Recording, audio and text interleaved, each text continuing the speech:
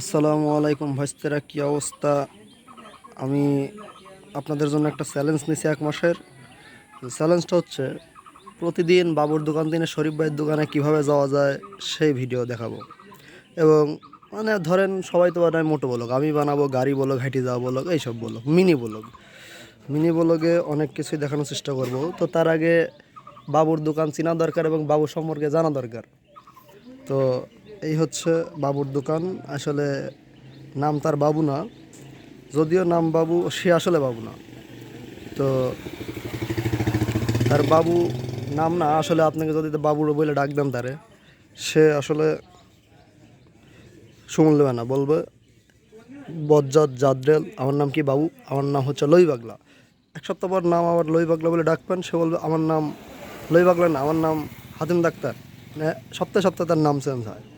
তো এই হলো বাবুর দোকান। তো বাবুর দোকান থেকে আমরা এখন রওনা দেবো শরীফ ভাইয়ের দোকান বেলে। তো ভিডিওটা দেখার জন্য সাথেই থাকেন। দেখা যাক আমরা কিভাবে কত কিছু দেখি না দেখি, কীর্তি সবই দেখা যাবে। তো বাবুর দোকানের এখানে অনেকক্ষণ বসেছিলাম। আসলে বসে থাকার পর গাড়ি পাচ্ছিলাম না, তাই ভাবলাম হাঁটে রওনা শুরু করি এবং খুঁটিনাটি দেখানো শুরু করি। তো বাবুর দোকানে 30 পার হলে দেখা যাবে ডানে একটা দোকান হচ্ছে, হয়তো সম্ভবত ওষুধের দোকান হবে। তারপরে রয়েছেন মসজিদ। আমরা দেখি একটু পর আবার। এই হচ্ছে মসজিদ, ছোটো এখানে উত্তরপাড়া আকুলিয়া জামে মসজিদ। তারপরে আমি আসলে এখন গাড়ি পাইলেও যাব না, কারণ আমাকে যেতে হবে আবার শিমুলের দোকানে। তো শিমুলের দোকানটা আবার সেই বিখ্যাত মানে টানমোড় পোপারে। তো টানমোড় পোপার পর্যন্ত আমার হেঁটে যাওয়া লাগবে। নাচা গাড়ি তুললে আবার একটু দেরি হবে, কারণ এখানে একটু কাজ আছে। দেখা গেল গাড়ি গেল। আসলে হেঁটে যাওয়ার একটা কারণও আছে, সিক্রেটটা হচ্ছে মানে মেয়ে আসলে পারে সুন্দর সুন্দর মেয়েকে ভালো করে দেখা যায়। এটা কাউ কেন না, আপনি আরে কইলাম, বুঝছেন? শুনলেও সমস্যা নেই, আমি আসলে ভাইরাল হব না, কারণ আমি ভিডিও ম্যান। আমার আসলে মানে ফেস নাই ভিডিও, সমস্যা নেই, ভাইরাল করে দেন।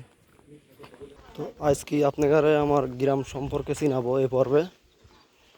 তো আমার গ্রামের নাম না বললেই নয়, বললে মানুষ আসলে চিনে ফেলাবি, কারণ ফেমাস একটা নাম। সাধারণত শুনলে অবাক হয়ে যাবেন, তাই বলতেছি নি। তো সামনে আসলে যে বাড়িঘর বা এরিয়া দেখতেছেন, এটাকে বলে সাতালপাড়া। সাতালপাড়ার নাম করার কারণ আমি বেশি জানি না, তবে ছোটোবেলায় দেখছিলাম এখানে একটা সাঁওতাল ফ্যামিলি ছিল, সম্ভবত সেইখান থেকেই সাতালপাড়া নামটা হয়েছে। এবং যে পুকুরটা দেখতেছেন, একসময় এখানে রাজার বাড়ি ছিল, এটাকে রাজার আর কি সৈন্যরা বা রাজার বাড়ির পুরুষরা এখানে নাকি গোসল করত। এই হচ্ছে বাইরের বাড়ি পুকুর বলে।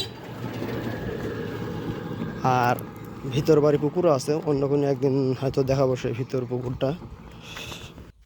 তো এখানকার কিছু একটু হিস্টোরি বলি।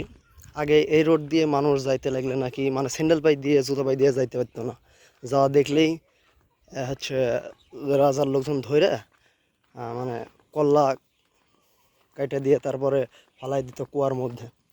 তো এই যে ভিতরে একটা পুকুর দেখা যায়, এটা ভিতর বাড়ি পুকুর বলে। এইখানে নাকি রাজার স্ত্রীরা মানে মহিলাগণরা যারা ছিলেন তারা গোসল টোসল করতেন। আর ওই পাশে একটা আছে অংশ বিশেষ এখনও আছে সেই রাজার, ওটা অন্য কোনো দিন দেখাবো। তো ভিডিও বেশি বড় করতে চাচ্ছি না, যেহেতু বলছিলাম আমি মিনি ব্লগ করব।